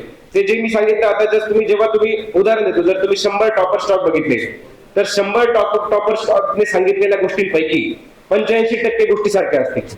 इथे सिलेक्ट झालेले बरेचसे अधिकारी सुद्धा माझ्यासोबत आहेतच. ते सुद्धा मला वाटतं या मताशी सहमत असतील की 100 लोकांनी जर काही स्ट्रॅटेजी सांगितली आहे तर 85% स्ट्रॅटेजी ही सगळ्यांची सारखीच आहे. फक्त जो अंतर आहे तो ते 10-15% त्याच्यामध्ये आहे. आणि ते 15% का अंतर आहे? कारण की मी सांगितलं जसं की प्रत्येक व्यक्ती वेगळा असतो, प्रत्येकाची स्ट्रॅटेजी वेगळी असते. तुमच्यासाठी काय ते 15% आहे हे तुम्हाला ओळखायचं आहे. आणि ते कसं ओळखतात मी सांगून ते तुम्हाला समजणार नाही. तुम्हाला स्वतः थोडं त्या प्रोसेसला जावं लागेल, थोडा अभ्यास सुरू करावा लागेल. 1-2 महिन्यानंतर तुम्हाला ते स्वतःमध्ये ते आपोआप येणार नाही. तुम्हाला स्वतःला प्रश्न विचारू लागतील, वारंवार आत्मचिंतन करावं लागेल, दर 2 दिवसांनी, दर आठवड्यामध्ये. त्यानंतर तुम्हाला याची उत्तरे मिळतील. तर युपीएससीचा सिलेबस फार असं डिफाईन्ड आहे, चांगल्या पद्धतीने दिलेला आहे. एमपीएससीचा सुद्धा सिलेबसचं एक नोटिफिकेशन येतं. तुमचं मित्रांनो आता स्पर्धा परीक्षेच्या दृष्टीने मी 3 महत्वाच्या गोष्टी सांगतो ज्या माझ्यासोबत नेहमी असायच्या. मी जेव्हा माझ्या अभ्यासिकाच्या त्या टेबलवरती जेव्हा बसलेलो असायचो तेव्हा 3 गोष्टी माझ्याकडे कायमस्वरूपी असायच्या. ह्या 3 गोष्टी जर माझ्याकडे नसतील तर मी अभ्यास सुरूच करायचो नाही. ह्या 3 गोष्टी कुठल्या? पहिलं काय आहे यातच सांगितलं. काय? सिलेबस. सिलेबस 2 पानांमध्ये तो सिलेबस सगळा येऊन जातो. 2 पानांची प्रिंट असेल, एक प्रिंट काढून ठेवायची आपल्याकडे. सिलेबस तुमच्यासोबत नेहमी राहायला पाहिजे. जेव्हा केव्हा तुम्ही काहीतरी वाचताय तुम्हाला मनात प्रश्न येतो की अरे हे माझ्या कामाचं आहे की नाही. तुम्हाला थोडं वाटतं ना, जसं की आता असा प्रश्न येतो की बाबा माढा मतदारसंघामध्ये XYZ आमदाराचा विजय झाला. जेव्हा तुम्ही अशी हेडलाईन वाचतात तेव्हा तुमच्या मनामध्ये प्रश्न यायला पाहिजे, अरे हे माझ्या कामाचं आहे का, हे मला कुठे विचारलं जाईल का. प्रश्न पडला तुम्हाला उत्तर कुठे शोधचाल? सिलेबस मध्ये. सिलेबस नंतर काय असलं पाहिजे तुमच्याकडे 2 नंबरला? Past year question papers, PYQ म्हणतो आपण त्याला. PYQ चा तुमच्याकडे मागील 20 वर्षाचा संच असलाच पाहिजे. ठीक आहे. PYQ नंतर तिसरी गोष्ट कुठली पाहिजे तुमच्याकडे? गीता, भगवद्गीता. तर मी जे गीता तुम्हाला म्हणतोय हे गीता म्हणजे काही एक पुस्तक नाहीये, एक पुस्तकांचा संच आहे. कुठल्या पुस्तकाचा संच आहे? जे पुस्तकं तुम्हाला वारंवार त्याचा अभ्यास करायचा आहे, ते तुमचे पॉलिटिक्सचा, हिस्ट्रीचा, जिओग्राफीचा, सायन्सचा वगैरे वगैरे जे तुमचे विषय आहेत सगळ्यांचा एक पुस्तकाचा संच बनवा. संच बनवताना पुस्तक निवडावं लागतील. पुस्तक निवडायच्या अगोदर काय केलं पाहिजे तुम्ही? Topper stock. मी तुम्हाला पुस्तकांची नावं सांगेल. मला नेहमी सर प्रश्न विचारतात जाऊन जेव्हा किंवा मी असं विद्यार्थ्यांशी ऍस्पिरंटला भेटतो, पहिला प्रश्न मला विचारतात की सर कुठले पुस्तक वाचू. त्यांना असं वाटतं की मी सांगितलेले पुस्तकं वाचलेत तर काम झालं, तेवढं वाचून आपलं परीक्षा निघेलच, त्याला काहीच अडचण नाहीये, अशी एक धारणा सगळ्यांमध्ये राहते. परंतु तसं नाही मित्रांनो. जसं मी सांगितलं काय 85% पुस्तके बरोबर सांगेल, पण 15% जे पुस्तकं सांगेल तुम्हाला ते काय असतील ते माझ्यासाठी सुटेबल आहेत, ते मला शोभनीय आहेत. तुम्हाला ते सूट करतील का नाही याची मी गॅरंटी देऊ शकणार नाही. आणि त्यातच तुमचं गेम फसेल आणि तुम्ही काय करशाल मध्ये डिप्रेशन मध्ये असाल, अभ्यास होत नाहीये, मार्क पडत नाहीये, मॉक टेस्ट मध्ये, टेस्ट मध्ये वगैरे वगैरे, आणि सिलेक्शन होत नाही, त्याच्या मागे तुम्ही जाशाल. त्याच्यामुळे तुम्ही काय करा, 100 टॉपर स्टॉक बघा आणि टॉपर स्टॉक बघितल्यानंतरच तुम्ही तो जो काही तुमची गीता आहे, जो काही पुस्तकांचा संच आहे तो तुम्ही तुमच्याकडे ठेवा. आणि ह्या 3 ज्या गोष्टी आहेत काय सांगितल्या मी, पहिली कुठली? सिलेबस. दुसरी PYQ. तिसरं गीता. ह्या 3 गोष्टी तुमच्याकडे नेहमी असल्या पाहिजे. कारण की तुमच्या मनाला कुठला डाऊट कधी येईल कोणीच सांगू शकत नाही. मी उदाहरण देतो, तुम्ही जेव्हा असं बाहेर तुम्ही दोघं तिघं जे ऍस्पिरंट मंडळी आहे, तुम्ही असंच कंटाळा आला अभ्यास करून मग बाहेर गेलात, मस्त चहा प्यायला टपरीवरती, मस्त तुम्ही तिथे असं गप्पा मारतात, चाय पे चर्चा करत आहेत, तेव्हा तुम्ही एकाने प्रश्न विचारला, अरे ते नुकतंच बिल लोकसभेमधून लोकसभेमधून राज्यसभेमध्ये पास झालेलं आहे, असं अचानक कोणतरी बोलून गेलं तुम्हाला, तर तुम्हाला ते लक्षातच नाही, अरे अच्छा लोकसभेमधून बिल गेले, कुठे गेले, राज्यसभेमध्ये गेले. तर लोकसभेमधून राज्यसभेमध्ये जर बिल जायचं असेल तर किती खासदारांची मंजुरी लागते, हा प्रश्न तुम्हाला लगेच पडला. परंतु त्याचं उत्तर आता मला आठवत नाहीये, असं तुम्ही म्हणजे कदाचित आठवत नसेल, कोणाला विसर पडला असेल किंवा माहित नाही, अभ्यास झाला नसेल तेवढा, रिव्हिजन झाली नसेल तेवढा, तर त्या प्रश्नाचं उत्तर तुम्हाला शोधायचंय. कसं शोधशाल तुम्ही? प्रश्न कळला काय प्रश्न आहे की लोकसभामध्ये बिल राज्यसभेमध्ये पाठवण्यासाठी किती खासदारांची मंजुरी घ्यावी लागते. तर याचं उत्तर शोधताना तुम्ही गुगल करायला पाहिजे का? लगेच गुगल करून हा चला असं आहे बरं का, लगेच मोबाईल खिशात ठेवून दिलं. आजकाल जे त्याच्यामुळे झालेलं आहे फास्ट, मी म्हटलं ना ऍक्टिव्ह लिस्निंग आणि पॅसिव्ह लिस्निंग, ते पॅसिव्ह लिस्निंग मध्ये जातात, पॅसिव्ह रिडिंग मध्ये ते जातात. तुम्ही पटकन काहीतरी बघतात झटपट आणि चला झाला विषय सोडून देतात. तसं न करता तुम्ही काय केलं पाहिजे? जुन्या काळामध्ये जेव्हा राजे महाराजे होते, ते त्यांचं जेव्हा साम्राज्याचे प्रशासन जेव्हा ते बघत होते, जेव्हा त्यांना वेगवेगळ्या अडचणी त्यांच्या समोर यायचे, दोन शेतकरी येत आहेत, त्यांच्यामध्ये काही अडचण आहे, दोघं काहीतरी वादविवाद करतायत, मग त्या राज्याच्या मनामध्ये काय झालं, त्या राजाच्या मनामध्ये डायलेमा आला. डायलेमाचा अर्थ कळतो का? अशी मनस्थिती त्याच्या मनामध्ये निर्माण झाली की मला हे केलं तरी कळत नाहीये, हे करू की ते करू, हे केलं तरी बरोबर आहे, बी केलं तर बी बरोबर आहे, मग करू काय मी? याचं उत्तर ते कुठे शोधायचे? ते गीतेमध्ये शोधायचे, किंवा ते कुराणमध्ये शोधत असतील, किंवा ते बायबलमध्ये शोधत असतील, किंवा त्यांचे जे काही रिलीजियस ग्रंथ त्याच्यामध्ये शोधतात. तसंच तुम्हाला जो प्रश्न आता निर्माण झाला, तुम्ही कुठे शोधशाल? गीतेमध्ये. एकदा गीता उचकायची, याच्यामध्ये गीता काय राहील आपली?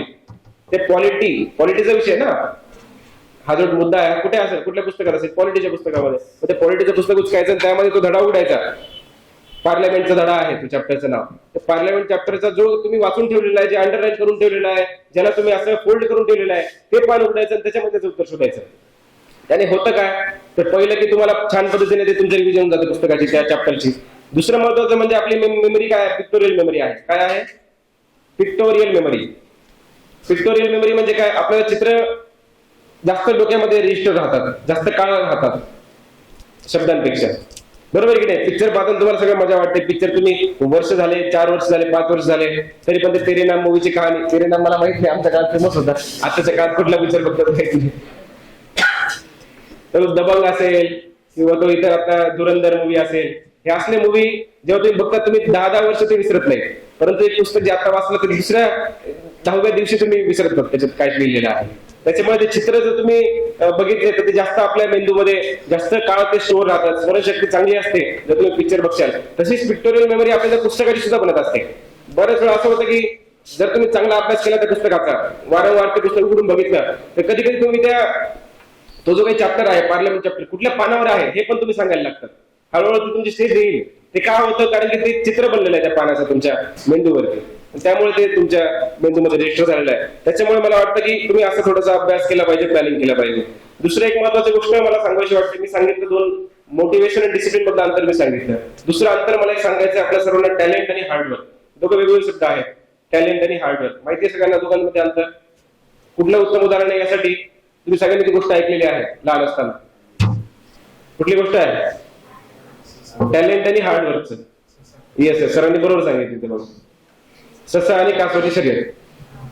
टॅलेंटेड कोण होतं तिथे?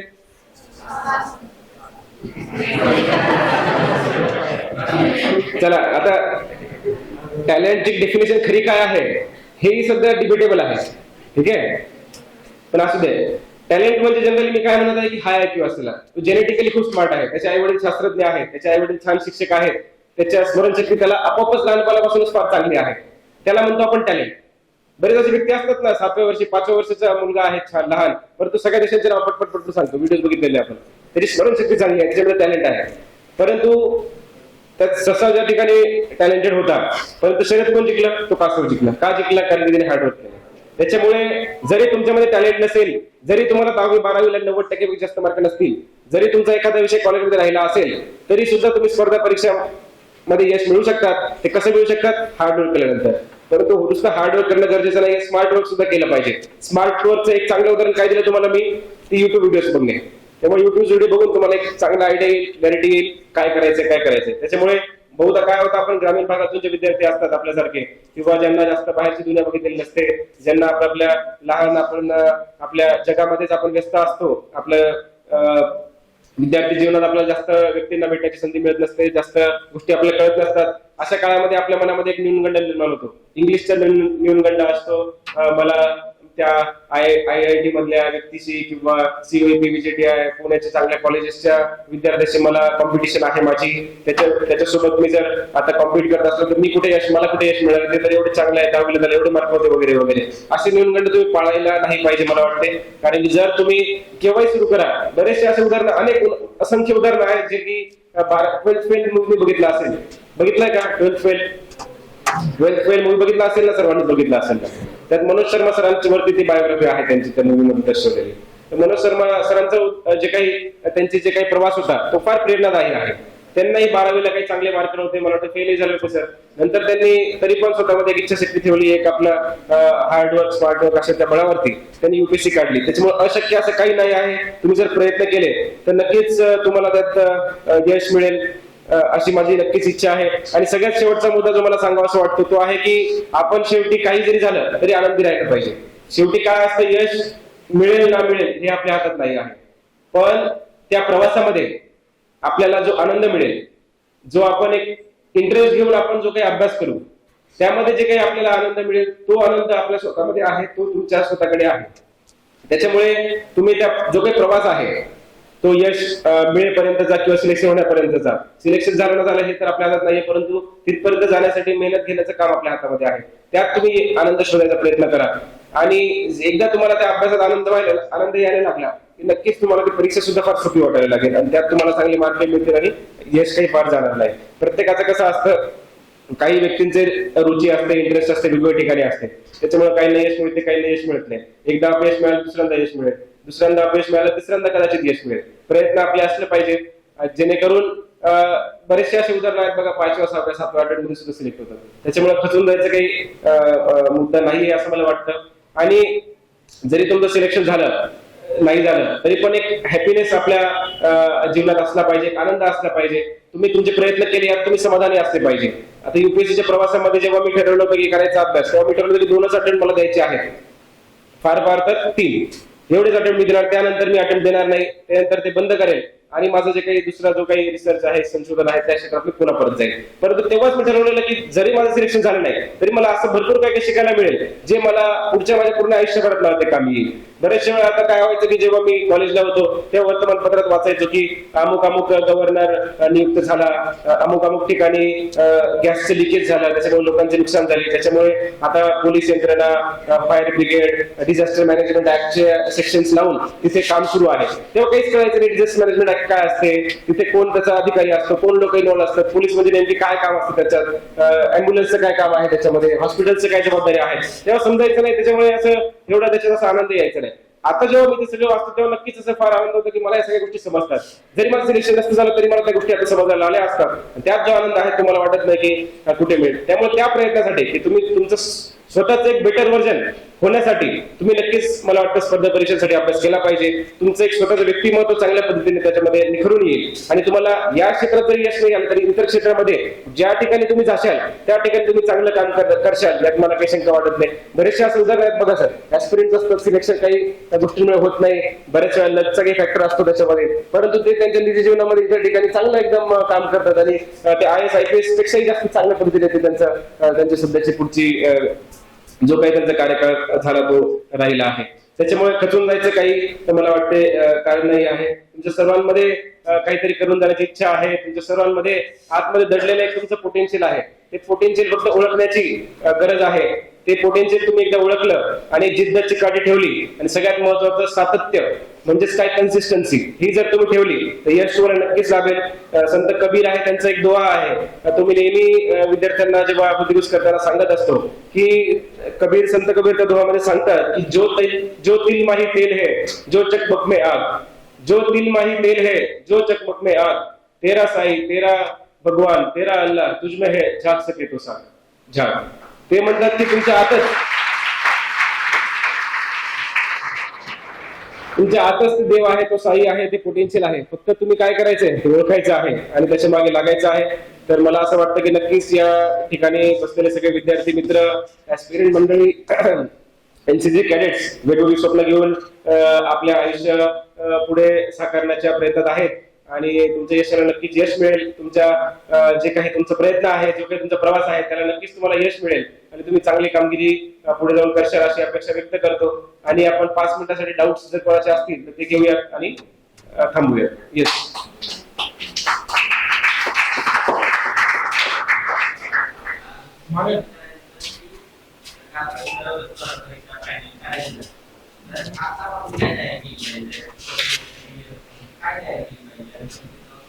राईट. हा प्रश्न नेहमी विचारला जातो की आपण प्रयत्न कधी म्हणजे अभ्यास करायला कधी सुरुवात केली पाहिजे. हा जो काही एक युट्यूब व्हिडिओ जो काही गीता तयार करणं असेल, त्याचं वाचन असेल, कधी केलं पाहिजे. तर मला वाटतं की कॉलेजच्या जीवनामध्ये तुम्ही काय करू शकता, फार तर तुम्ही न्यूजपेपर वाचा, जेवढं वर्तमानपत्र वाचू शकता तेवढं वाचा. आणि बेसिक एनसीईआरटीचे पुस्तकं असतात, सीबीएसईचे पुस्तकं, ते तुम्ही 5वी ते 12वी पर्यंत जरी वाचले आणि त्याच्या अन्वये तुम्ही फक्त जे पेपरमध्ये वाचताय ते तुम्हाला समजायला पाहिजे, इथपर्यंत तुम्ही तुझं वाचन करून ठेवा. त्याच्यानंतर कॉलेज झालं एकदा पूर्ण वेळ तुम्ही तुमच्या अभ्यासाकडे, स्पर्धा परीक्षेच्या याच्याकडे देऊ शकता.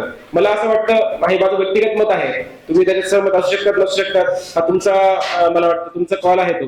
परंतु एक माझं असं व्यक्तिगत मत आहे की आपण कॉलेजमध्ये असताना कॉलेजमधल्या जे काही वेगवेगळे ऍक्टिव्हिटीज असतात त्यामध्ये चांगल्या पद्धतीने पार्टिसिपेट केलं पाहिजे.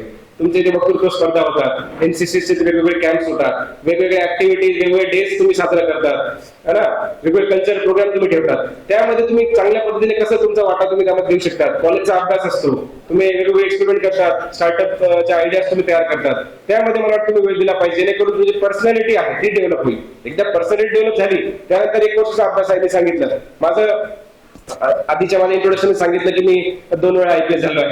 खरं म्हणजे माझं सिलेक्शन युपीएससी मध्ये 3 वेळा झालंय. मी प्रयत्न किती दिले युपीएससी मध्ये? 3 प्रयत्न दिले. 2021 ची सीएससी परीक्षा दिली, त्यामध्ये माझा रँक आला, IPS मिळाला. पुन्हा एकदा विचार आला की चला मी माझं जे बेस्ट आहे, जे सगळ्यात सर्वोत्कृष्ट माझं प्रदर्शन, हे मी काही केलेलं नाहीये त्या स्पर्धा परीक्षेमध्ये, त्यामुळे अजून एक प्रयत्न देऊन पाहू, अजून जास्त चांगल्या पद्धतीने अभ्यास करू, अजून जास्त देऊ. आणि परत तसं केलं, थोडी रँक सुधारली, थोडे मार्क चांगले मिळाले, परंतु परत पुन्हा एकदा IPS मिळालं. मग आता वाटलं की नाही, छान आहे, समाधानी आहे. परत मग त्यानंतर मला कळालं की महाराष्ट्र केडर्स मिळाला आहे आणि IPS महाराष्ट्र केडर सारखं मला वाटत नाही की दुसऱ्या कुठल्या पोस्टमध्ये आहे, त्यात पहिल्या प्रयत्नामध्ये. त्यामुळे मी समाधानी होतो. फक्त एकच इच्छा होती की बाबा मला बेस्ट ऑफ द बेस्ट, माझं स्वतःचं बेस्ट व्हर्जन मला समोर आणायचं आहे, त्यासाठी मी प्रयत्न करत होतो. त्यासाठी 3रा प्रयत्न केला, तेव्हा सुद्धा रँक आली आणि तेव्हा सुद्धा IPS किंवा IRS मला मिळाली असते. त्याच्यामुळे मला सांगायचं मित्रांनो, बघा मी आता 1च वर्ष अभ्यास केला की नाही, मी कॉलेजमध्ये कधीच अभ्यास केला नाही. मी जसं सांगितलं, कॉलेजमध्ये मला माहिती नव्हतं की बाबा डिझास्टर मॅनेजमेंट ऍक्ट काय असतो किंवा इतर पार्लमेंट कसं काम करतात, तुमचं प्रेसिडेंट काय, प्राईम मिनिस्टर काय असतात, दोघांमध्ये अंतर काय, हे मला तेव्हा काही माहित नव्हतं. अख्ख्या 5 वर्षामध्ये मला माहित नव्हतं काय असतं ते. त्याच्यानंतर मी अभ्यास करायला सुरुवात केली आणि 1 वर्षामध्ये मी सगळा अभ्यास करून यशही मला मिळालं. त्यानंतर मी कुठली प्रिलिम्स असेल ते फेल झालो नाही, मेन्स नाही, इंटरव्ह्यू नाही. त्याच्यामुळे 1 वर्षाचा अभ्यास सफिशियंट आहे. कॉलेजच्या बाहेर गेल्यानंतर तुम्ही 1 वर्ष जर सातत्य ठेवून, प्लॅनिंग करून, एक स्मार्ट अप्रोच ठेवून हार्डवर्क केलं तर नक्कीच तुम्हाला यश मिळेल.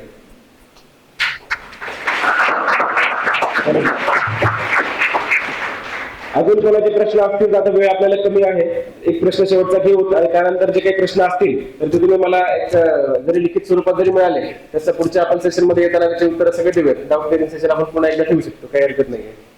येस.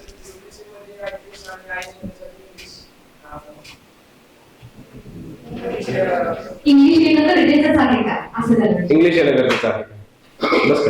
इंग्लिश माध्यम ह्याच एक माध्यम युपीएससी किंवा एमपीएससी, युपीएससी मोस्टली विचारले आहे. एमपीएससी मध्ये तर तिथंच येते, काही हरकत नाही. पण युपीएससी मध्ये सुद्धा तुम्ही मराठीत देऊ शकता, काही हरकत नाही. तुमच्या रिजनल लँग्वेज मध्ये देऊ शकतात. तुम्ही मेन्सचे उत्तर मोठे मोठे सुद्धा मराठीत देऊ शकतात. अडचण फक्त एकच येते की प्रिलिम्स जी असते, प्राथमिक परीक्षा, ती तुम्हाला त्याचे जे प्रश्न आहेत MCQ असते प्राथमिक परीक्षा. MCQ मध्ये जे प्रश्न विचारले जातात ते इंग्लिश आणि हिंदीमध्ये विचारले जातात, त्यात मराठीमध्ये प्रश्न विचारले जात नाही. तेवढंच एक फक्त एक असं अडचण असू शकते. पण जर तुम्हाला इंग्लिश समजत असेल तर तुम्हाला काही अडचण येत नाही. जरी तुम्हाला लिहिता येत नसेल, लिहायला तरी मराठीत लिहू शकतात. इंग्लिशमध्ये समजायचं वाचून आणि मराठीमध्ये त्याचे उत्तर लिहायचे, काहीच हरकत नाही. आणि बरेचसे असे उदाहरण आहेत ज्यांनी मराठी माध्यम ठेवून सुद्धा युपीएससी क्लिअर केलेली आहे, IAS IPS झालेली आहे. त्याच्यामुळे तशी काही अडचण नाही. ठीक आहे, चालेल. छान वाटलं तुमच्या सगळ्यांशी बोलून. ऑल द बेस्ट सगळ्यांना. जय हिंद.